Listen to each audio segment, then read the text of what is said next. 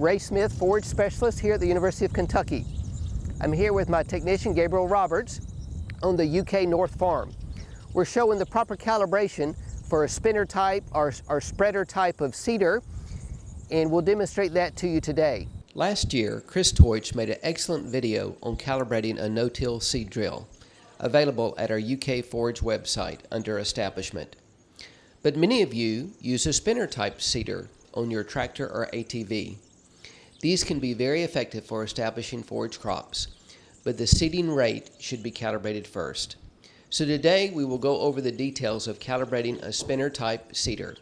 The first step is to determine the effective seeding width. Simply drive with your ATV or tractor across an open area, ideally a concrete pad or driveway, and measure the width that the majority of the seed is being spread. Make sure to drive at the same speed you will use when seeding. Another way to determine distribution is to take several flat cake pans, that is, after getting permission from the cook of your house, or buy aluminum pans from the dollar store. Distribute these evenly in a row, wider than the expected seeding width. Drive over the row of pans, and then go back and observe how much ends up in each pan. Even better, weigh the seed from each pan with a postal or food scale and compare the weights. Using this method, you can very quickly tell where the majority of seed is distributed and accurately determine seeding width from your spinner seeder. Using cake pans is also a way to determine seeding rate.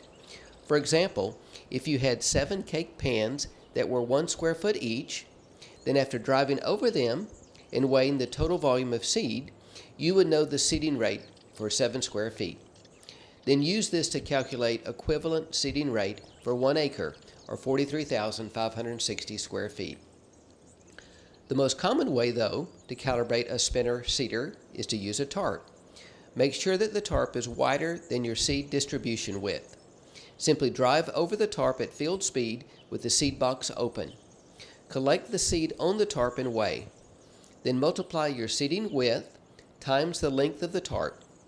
If the seeding width is 12 feet and the tarp is 20 feet long, you just seeded 240 square feet.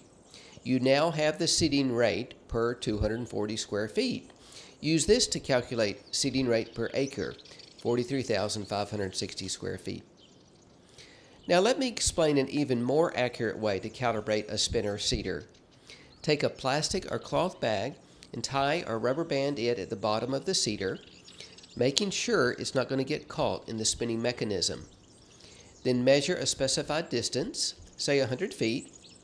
Drive that distance at field speed, collecting seed for the entire 100-foot distance. Weigh the seed in the bag, making sure to first subtract the weight of the bag. Next, multiply seeding width times distance traveled. For example, if the width was 12 feet and you traveled 100 feet, you now have the seeding rate for 1,200 square feet. Use this to calculate seeding rate per acre. Using my example of 1,200 square feet, take the 43,560 square feet in an acre, divide that by 1,200, and you get 36.3. So you have just seeded the equivalent of 1/36 of an acre. Finally, multiply your measured seed weight times 36 to determine seeding rate per acre. An important consideration with a spinner seeder is wind. If there is a good breeze, then your seed will be pushed more to one side, especially with light grass seed. That will affect your seeding width and your seed distribution. So it is very important to measure the seeding width on the day you are seeding.